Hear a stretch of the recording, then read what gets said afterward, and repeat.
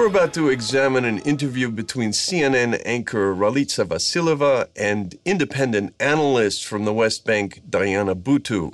We'll critique it and let you decide how you would rate Buttu as an independent analyst and Vasileva as an interviewer. Diana Buttu is an independent political analyst and a former advisor to the Palestinian Liberation Organization on peace negotiations. She joins me now live from Ramallah in the West Bank. Diana, what is the Palestinian reaction where you are? Well, clearly this is a massacre and this is a war crime, and I would hope that the United Nations and the international community would all stand up and firmly condemn Israel's actions, and not just condemn it, but place sanctions on Israel for violating international law. I really hope that the international community does not come up with a muted response, but instead comes up with a very firm response, demonstrating that the Palestinian people are not beneath the law and that Israel's not above it. Did you notice what Buttu just did? She was asked what the reaction on the West Bank was to the fighting in Gaza. Instead, she launched into a tirade accusing Israel of everything from massacres to war crimes. But the real news, the surprising news, is that the president of the Palestinian Authority himself publicly accused Hamas of provoking the Israeli attack. Let me say this clearly. We contacted Hamas and Hamas leaders in Gaza and spoke to them bluntly, directly and indirectly through several Arab and non-Arab mediators. It is not the time to shun anyone. We spoke to them on the phone and told them, we pleaded, please do not end the ceasefire. Let it continue so we can avert what has now happened. And how I wish we had. Why didn't Buttu, the independent analyst, tell us about this? Vasileva surely knows. Let's return to the interview and see how she handles Buttu's misleading answer. But what Israel is saying is that it's protecting its people from a barrage of rockets coming from Hamas-controlled territory. They have to defend their people. There was a provocation. This is not a bad question. In fact, it's the obvious one. This is exactly what Israel wants you to believe, but it is entirely a lie. Entirely a lie? Exactly what Israel wants you to believe? In fact, the foreign minister of Egypt, not exactly Israel's best friend, had this to say about Hamas's responsibility for the Gaza crisis. مصر حذرت وحذرت على مدى فترة ممتدة، ومن يراوغ في فهم هذا التحذير فعليه أن يتحمل مسؤولياته. رئيس الوزراء الإسرائيلي تحدث بقوله عليكم أن تتوقفوا وإلا سوف نقوم بكذا وكذا، ردا على ما هو الرد؟ ردا على عدم تجديد التهدئة، إطلاق الصواريخ. ليلة حضور ليفني إلى مصر أطلق 60 صاروخ. Let's go back to the exchange between Vasileva and Buttu. This is exactly what Israel wants you to believe, but it is entirely a lie. It's important to recognize that these rockets, you denied that there were rockets do not have any explosives. Nice challenge from Vasileva. Notice that when she was interrupted, Buttu was claiming that the Qassam rockets don't carry explosives. And this is not the only time that she's tried to market this absurdity to the international media. How you would respond to the charges that were made moments ago by the ambassador to the United Nations from Israel, who said, what are we supposed to do when people are lobbing rockets at our citizens? Can we not defend ourselves? This is a really important question, and there's a great answer to it. The reason that these rockets have been launched, and I think it's important to add that none of these rockets actually have an explosive head on them, unlike the Israeli weapon. Would you agree that Hamas is to blame for all of these terrible Palestinian deaths? Absolutely not. You are blaming the victim.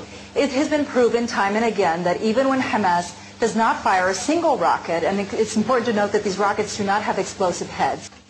In point of fact, Hamas has boasted that Qassam rockets are packed with explosives aimed at killing and terrorizing as many civilians as possible. Here's a piece by the premier Arab news station, Al Jazeera. Death in the making. The casings of rockets are forged here, painted, then filled with explosives.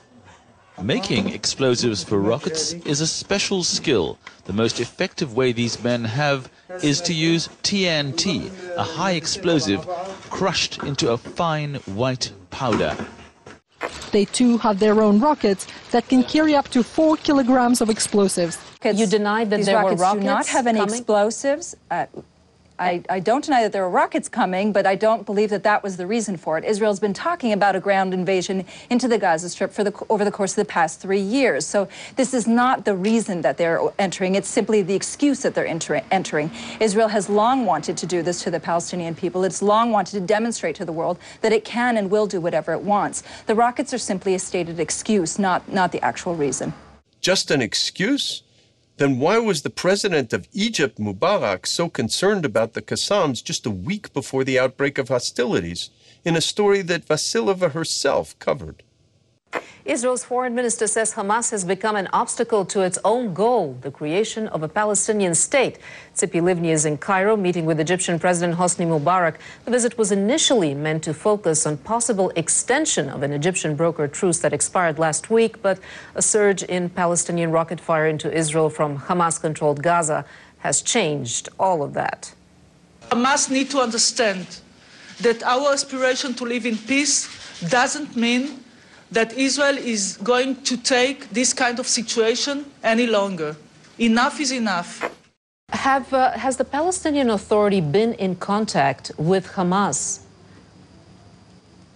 I don't know. I'm not part of the Palestinian Authority, so I don't know if there has been. I know that they have been in discussion with the Egyptians to try to come up with more talks in order to form a national unity government. This has been ongoing for a number of months. The reason why I'm asking is because the Israelis are saying if the rocket attacks stop, then the air barrages will also stop on the Israeli side. That's precisely a lie. Interesting. That's the second time Buttu's used that expression, precisely a lie, and it won't be the last. That's precisely a lie. It's important to recognize and to look at what happened before the events of yesterday. Over the course of the past 3 years, these air missiles, and I was once a resident of Gaza, they were continuing since the time that Israel has evacuated the Gaza Strip in 2005. There's been a siege on the Gaza from land, from air, and from sea. So this is precisely the lie and the myth that Israel wants you to believe. This time, it's a lie and a myth. But the real myth is that the so-called Israeli siege provoked the rocket attacks. In fact, the rocket attacks have been going on for 8 years and increased dramatically after Israel's complete withdrawal from Gaza in 2005. And what kind of a siege is it when Israel supplies its self-declared enemy with food, fuel, and electricity, even as its own citizens are under constant attack? Now, it is what Israel is trying to do instead is we are entering into an election phase. Each side is trying to bolster its side by demonstrating to the Israeli people that each side is stronger than the other. And so this has less to do with the Palestinians and more to do with their own election campaigning. Elections? This time Buttu has gone from the absurd to the ridiculous. The man with the last word, the Prime Minister of Israel, wasn't even running for office. Just 2 days before the operation, he was still pleading with the Palestinians to stop the rocket attacks. And I keep restraining myself and I keep restraining my friends all the time, and I tell them, let's wait, let's wait, let's wait. Let's give them another chance. Let's give them a chance to respect their own commitments. They asked for ceasefire. We agreed for a ceasefire. There was no ceasefire for 1 day. They kept shooting and shooting and shooting and shooting. I'm telling them now, it may be the last minute. I'm telling them, stop it. We are stronger. There will be more blood there. Who wants it? We don't want it. The interview now ends as it began. Vasilova asks a good question about the internal dynamics of Palestinian politics, and Buttu ignores her in order to throw out yet one more accusation against the Israelis, that Gaza is still under Israeli occupation, even though Gaza has been under complete Palestinian rule since 2005. But this time, Vasilova just lets her get away with it.